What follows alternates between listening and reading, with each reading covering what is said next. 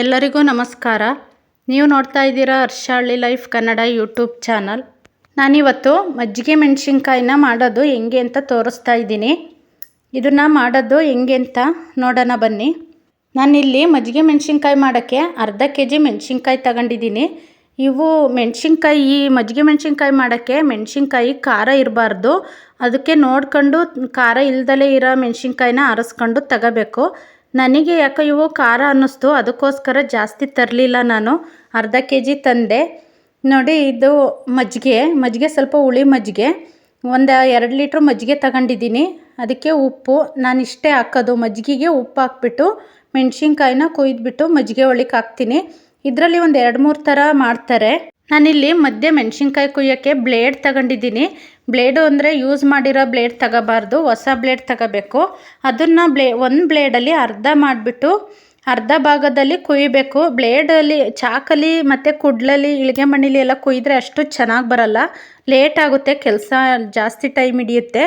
ಅದಕ್ಕೋಸ್ಕರ ನಾನು ಬ್ಲೇಡ್ ತಗೊಂಡಿದ್ದೀನಿ. ಮೆಣಸಿನ್ಕಾಯಿನ ಮೇಲಿಂದ ಕೆಳಗಡೆ ಒಂದು ಸೈಡಲ್ಲಾದರೂ ಕುಯ್ಬೋದು, ಅಥವಾ 2 ಸೈಡ್ ಆದರೂ ಕುಯ್ಬೋದು. ನಾನು ಒಂದೇ ಸೈಡ್ ಕುಯ್ತೀನಿ. ಮೊದಲಿಗೆ ನಾನಿಲ್ಲಿ ಮಜ್ಜಿಗೆ ಒಳಕ್ಕೆ ಉಪ್ಪನ್ನ ಹಾಕ್ತಾಯಿದ್ದೀನಿ. ಉಪ್ಪು ಹಾಕ್ಬಿಟ್ಟು ಅದರೊಳಗಡೆ ಕುಯ್ದುಬಿಟ್ಟು ಮೆಣಸಿನ್ಕಾಯಿನ ಹಾಕೋದು. ಮತ್ತು ಇದು ಮೆಣಸಿನ್ಕಾಯಿನ ತುದಿನೂ ಕೆಲವ್ರು ಕಟ್ ಮಾಡ್ತಾರೆ. ಕಟ್ ಮಾಡಿದ್ರೆ ಮಾಡ್ಬೋದು, ಇಲ್ಲ ಅಂದರೆ ಹಂಗೆ ಹಾಕಿದ್ರೂ ನಡೆಯುತ್ತೆ. ನಾನು ಕಟ್ ಮಾಡಲ್ಲ, ಏಕೆಂದರೆ ಅದು ಫುಲ್ ಓಪನ್ ಆದರೆ ಜಾಸ್ತಿ ದಿನ ಇರಲ್ಲ ಅಂದ್ಬಿಟ್ಟು ನಾನು ಸೈಡಲ್ಲಿ, ಮೇಲಿಂದ ಕೆಳಗೆ ಸೈಡಲ್ಲಿ ಮಾತ್ರ ಓಪನ್ ಮಾಡ್ತೀನಿ ಅಷ್ಟೇ. ಈ ಮಜ್ಜಿಗೆ ಮೆಣಸಿನ್ಕಾಯಿನ ಒಂದು 2-3 ಥರದಲ್ಲಿ ಮಾಡ್ತಾರೆ.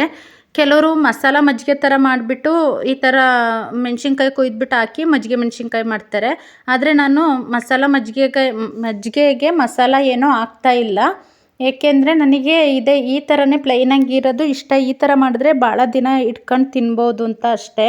ಈ ಮಜ್ಜಿಗೆ ಒಳಕ್ಕೆ ಓಂಕಾಳು ಅಂತ ಬರುತ್ತಲ್ಲ, ಅದು ಓಂಕಾಳು ಅಥವಾ ಜೀರಿಗೆನ ಕುಟ್ಟಿ ಪುಡಿ ಮಾಡಿಬಿಟ್ಟು ಹಾಕ್ತಾರೆ.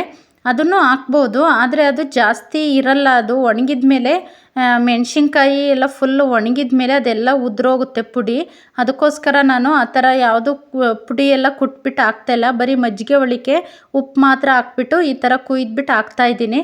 ನೋಡಿ, ಚಾಕಲ್ಲಿ ಕುಯ್ಯೋದು ಟೈಮ್ ಹಿಡಿಯುತ್ತೆ, ಮತ್ತು ಕೈಗೂ ಸ್ವಲ್ಪ ಏನಾದರೂ ಏಟಾಗೋ ಚಾನ್ಸಸ್ ಇರುತ್ತೆ.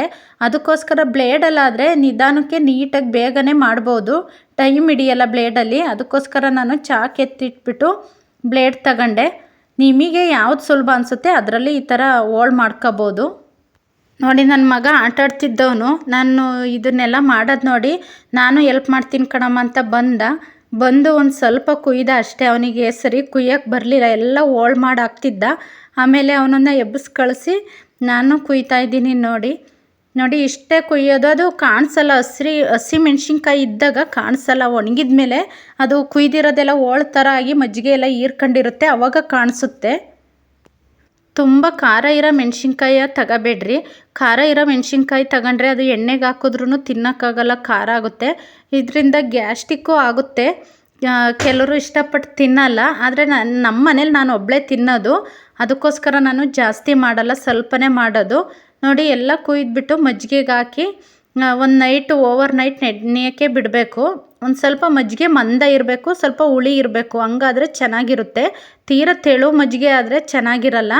ಇದನ್ನು ಈ ಥರ ಎಲ್ಲ ಡಿಪ್ ಮಾಡಿಬಿಟ್ಟು ಮಜ್ಜಿಗೆಲಿ ಒಂದು ಪ್ಲೇಟ್ ಮುಚ್ಚಿ ಓವರ್ ನೈಟ್ ನೆನೆಯೋಕ್ಕೆ ಬಿಡಬೇಕು. ಆಮೇಲೆ ಮಾರನಿಗೆ ಬೆಳಗ್ಗೆ ಎದ್ದು ಇದನ್ನೆಲ್ಲ ಸೋಸಿಬಿಟ್ಟು ಒಣಹಾಕಬೇಕು.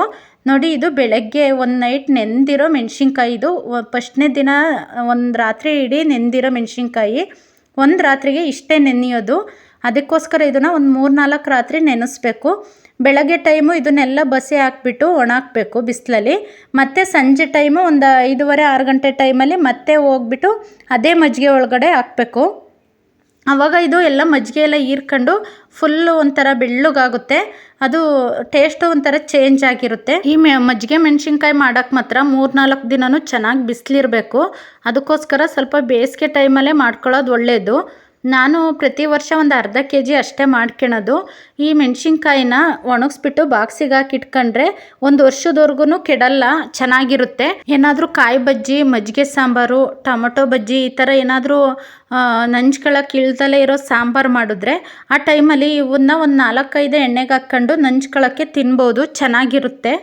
ಈಗ ಕಾಣಿಸ್ತಾ ಇದೆ ನೋಡಿ. ಮಜ್ಜಿಗೆಲಿ ಒಂದಿನ ನೆಂದ ಮೇಲೆ ಅದು ಕುಯ್ದಿರ್ತೀವಲ್ಲ ಅದೆಲ್ಲ ಹೋಳು ಕಾಣುತ್ತೆ. ಅದೆಲ್ಲ ಮಜ್ಜಿಗೆನ ಚೆನ್ನಾಗಿ ಹೀರ್ಕೊಂಡಿರುತ್ತೆ. ಈಗ ಬಸಾಕಿ ಇದನ್ನು ನೋಡಿ ಈ ಥರ ಬಿಸಿಲಿಗೆ ಒಣಾಕಬೇಕು. ಒಣಾಕಿದ ಮೇಲೆ ಧೂಳು ಎಲ್ಲ ಆರುತ್ತೆ ಅಂದ್ಬಿಟ್ಟು ನಾನು ಮೇಲ್ಗಡೆ ಬಟ್ಟೆ ಮುಚ್ಚಿದ್ದೀನಿ. ಒಂದು ತೆಳು ಬಟ್ಟೆ ಮುಚ್ಚಿಬಿಟ್ಟು ಒಣಗಿಸ್ಬೇಕು. ಒಂದು 2-3 ದಿನ ಈ ಥರನೇ ಒಣಗಿಸ್ಬೇಕು. ಆಮೇಲೆ ಬಟ್ಟೆ ಮುಚ್ಚಿದಲ್ಲೇ ಹಂಗೆ ಒಣಗಿಸಿದ್ರೂ ನಡೆಯುತ್ತೆ ನೋಡಿ. ಇದೇ ಥರನೇ 2-3 ದಿನವೂ ಮಿಸ್ ಮಾಡ್ದಂಗೆ ಮಾಡಬೇಕು. ಬೆಳಗ್ಗೆ ಟೈಮ್ ಒಣಾಕಬೇಕು, ಸಂಜೆ ಟೈಮು ಈ ಥರ ಮಜ್ಜಿಗೆಗೆ ಹಾಕಿ ಮತ್ತೆ ಡಿಪ್ ಮಾಡಿಬಿಟ್ಟು ಒಂದು ಪ್ಲೇಟ್ ಮುಚ್ಚಿ ಇಡಬೇಕು ನೋಡಿ. ನಾನು ಒಂದು 5:45-6 ಗಂಟೆ ಆಗಿತ್ತು. ತೆಗೆದುಬಿಟ್ಟು ಮತ್ತೆ ಅದೇ ಮಜ್ಜಿಗೆ ಒಳಕ್ಕೆ ಹಾಕ್ಬಿಟ್ಟು ಈ ಥರ ಡಿಪ್ ಮಾಡಿ ಇಟ್ಟಿದ್ದೆ. ಇದೇ ಥರನೇ 3-4 ದಿನ ಮಾಡಬೇಕು. ಆಮೇಲೆ ಇದನ್ನು ನೋಡಿ, ಇದು 3ನೇ ದಿನದ ಮೆಣಸಿನ್ಕಾಯಿ ನೋಡಿ. ಇದು ಫುಲ್ಲು ಮಜ್ಜಿಗೆ ಎಲ್ಲ ಹೀರ್ಬಿಟ್ಟು ಫುಲ್ಲು ಕಲರ್ ಚೇಂಜ್ ಆಗಿದೆ. ಇಷ್ಟ ಆದರೆ ಸಾಕು. ಒಂದು 3 ನೈಟು ಅಥವಾ 4 ನೈಟ್ ನೆಂದರೆ ಸಾಕು. ಇದನ್ನು ಇವಾಗ ಲಾಸ್ಟ್ನೇ ದಿನ ಹಾಕ್ಬಿಟ್ಟು ಎಲ್ಲ ಒಣಾಕ್ತೀನಿ. ಇನ್ಮೇಲೆ ಇನ್ನು ಮಜ್ಜಿಗೆಗೆ ಹಾಕಲ್ಲ. ಈ ಮೆಣಸಿನ್ಕಾಯಿ ಎಲ್ಲ ಫುಲ್ ಒಣಗೋವರೆಗೂ ಬಿಸಿಲಲ್ಲಿ ಮಾತ್ರ ಒಣಗಿಸೋದು. ಆಮೇಲೆ ನೈಟ್ ಹಂಗೆ ಎತ್ತಿಡೋದು, ಮಜ್ಜಿಗೆಗೆ ಹಾಕಲ್ಲ ನೋಡಿ. ಇದು ಈ ಥರ ಎಲ್ಲ ನೀಟಾಗಿ ಒಣಗಿದ ಮೇಲೆ ತೋರಿಸ್ತೀನಿ. ಇದು ಒಣಗೋಕ್ಕೆ ಸುಮಾರು ಒಂದು 4-5 ದಿನ ಆದರೆ ಸಾಕು. ಚೆನ್ನಾಗಿ ಬಿಸಿಲಿದ್ರೆ 4 ದಿನಕ್ಕೆ ಒಣಗುತ್ತೆ ನೋಡಿ. ಇದು ಫುಲ್ಲು ಒಣಗಿರೋ ಮೆಣಸಿನ್ಕಾಯಿ ನೋಡಿ. ಒಣಗಿದ ಮೇಲೆ ನನಗೆ ಇಷ್ಟೇ ಸಿಕ್ಕಿದ್ದು, ಸ್ವಲ್ಪ ಕಮ್ಮಿ ಆಯಿತು. ಇದನ್ನು ನಾನು ಬಾಕ್ಸಿಗೆ ಹಾಕಿ ಎತ್ತಿಡ್ಕೊತೀನಿ. ಬೇಕಾದಾಗ ಅಂದರೆ ನಾನು ಚಿಪ್ಸು ಅಥವಾ ಹಪ್ಪಳ ಏನಾದರೂ ಎಣ್ಣೆಗೆ ಹಾಕ್ತೀನಲ್ಲ, ಅಥವಾ ಬೋಂಡ ಬಜ್ಜಿ ಈ ಥರ ಮಾಡಿದಾಗ ಅದ್ರ ಜೊತೆಗೆ ಇದನ್ನು 1-2 ಎಣ್ಣೆಗೆ ಹಾಕ್ತೀನಿ ನೋಡಿ. ನಾನು ಚಿಪ್ಸ್ ಎಣ್ಣೆಗೆ ಹಾಕ್ತಾಯಿದ್ದೆ, ಅದಕ್ಕೋಸ್ಕರ ಇದನ್ನು ಹಾಕ್ತೆ. ಮೆಣಸಿನ್ಕಾಯಿ ಎಣ್ಣೆಗೆ ಹಾಕ್ಬೇಕಾದ್ರೆ ಜಾಸ್ತಿ ಎಣ್ಣೆ ಬೇಕಾಗಲ್ಲ. ಏಕೆಂದರೆ ಎಣ್ಣೆಲಿ ಜಾಸ್ತಿ ಎಣ್ಣೆ ಹಾಕ್ಕೊಂಡ್ರೆ ಎಣ್ಣೆ ಎಲ್ಲ ಖಾರದ ಥರ ಆಗುತ್ತೆ. ಅದಕ್ಕೆ ಸ್ವಲ್ಪ ಕಮ್ಮಿ ಎಣ್ಣೆಲೇ ಕರಿದ್ರೆ ಒಳ್ಳೆಯದು, ಚೆನ್ನಾಗಿರುತ್ತೆ ನೋಡಿ. ಈ ಕಲರ್ ಬರೋವರೆಗೂ ಇದನ್ನು ಎಣ್ಣೆಲಿ ಕರಿಬೇಕು. ಯಾರೆಲ್ಲ ನನ್ನ ಚಾನಲ್ನ ಹೊಸ್ದಾಗಿ ನೋಡ್ತಾ ಇದ್ದೀರಾ, ಪ್ಲೀಸ್ ಸಬ್ಸ್ಕ್ರೈಬ್ ಮಾಡಿಕೊಂಡು ವಿಡಿಯೋನ ಕೊನೆವರೆಗೂ ನೋಡಿ. ವಿಡಿಯೋ ಇಷ್ಟ ಆದರೆ ಒಂದು ಲೈಕ್ ಮಾಡಿ. ನಾನು ಒಂದೇ ಸಲ ಒಂದು 10 ಮೆಣಸಿನ್ಕಾಯಿನ ಹಾಕ್ಬಿಟ್ಟು ಬಾಕ್ಸಿಗೆ ಹಾಕಿ ಎತ್ತಿಟ್ಕೊತೀನಿ. ಇವು ನನಗೆ ಒಂದು 4-5 ದಿನಕ್ಕೆ ಆಗುತ್ತೆ. ನಾನು ಒಬ್ಬಳೇ ತಿನ್ನೋದ್ರಿಂದ ಒಂದು 4-5 ದಿನ ಆಗುತ್ತೆ ನನಗೆ. ನಮ್ಮ ಮನೇಲಿ ಯಾರೂ ಖಾರ ಜಾಸ್ತಿ ತಿನ್ನಲ್ಲ. ನನ್ನ ಮಕ್ಕಳಂತೂ ಈ ಮೆಣಸಿನ್ಕಾಯಿನ ಒಂದು ತಿನ್ನಲ್ಲ, ನಮ್ಮ ಮನೆಯವರು ತಿನ್ನಲ್ಲ, ನಾನು ಒಬ್ಬಳೇ ತಿನ್ನೋದು. ಅದರಿಂದ ನಾನು ಪದೇ ಎಣ್ಣೆಗೆ ಹಾಕಕ್ಕೆ ಹೋಗಲ್ಲ. ಒಂದು ಸತಿ ಹಾಕ್ಬಿಟ್ಟು ಇಟ್ಕೊತೀನಿ. ಇದನ್ನು ಈ ಥರ ಬಾಕ್ಸಿಗೆ ಹಾಕಿ ಇಟ್ಕೋಬೋದು, ಇಲ್ಲಾಂದರೆ ಕವರಿಗೆ ಹಾಕಿ ಇಟ್ಕೊಂಡ್ರೂ ನಡೆಯುತ್ತೆ. ಮೆತ್ತಗಾಗಲ್ಲ, ಚೆನ್ನಾಗಿರುತ್ತೆ. ನಾನು ಈ ಮೆಣಸಿನ್ಕಾಯಿ ಖಾರ ಇರಲ್ಲ ಅಂತ ಅಂದ್ಕೊಂಡು ತಂದೆ. ತಿಂದು ನೋಡಿದಾಗಲೇ ಗೊತ್ತಾಗಿದ್ದು ಇದು ಸ್ವಲ್ಪ ಖಾರನೇ ಇತ್ತು. ಅದಕ್ಕೋಸ್ಕರನೇ ನಾನು ಹಂಗೂ ಜಾಸ್ತಿ ತಗೊಂಡ್ಲಿಲ್ಲ. ಬರೀ ಒಂದು ಅರ್ಧ kg ತಂದಿದ್ದೆ. ಖಾರ ಇರಲ್ಲ ಅಂದರೆ ತಿನ್ನೋಕ್ಕೆ ಟೇಸ್ಟ್ ಮಾತ್ರ ಚೆನ್ನಾಗಿರುತ್ತೆ. ಈ ಮಜ್ಜಿಗೆ ಮೆಣಸಿನ್ಕಾಯಿಗೆ ಮಾತ್ರ ಖಾರ ಇಲ್ದಲೇ ಇರೋ ಮೆಣಸಿನ್ಕಾಯಿನ ಆರಿಸ್ಕೊಂಡು ತಗೊಂಡು ಬರಬೇಕು ನೋಡಿ. ಇದಾಗಿತ್ತು ಇವತ್ತಿನ ನನ್ನ ವಿಡಿಯೋ. ಎಲ್ಲರಿಗೂ ಧನ್ಯವಾದಗಳು.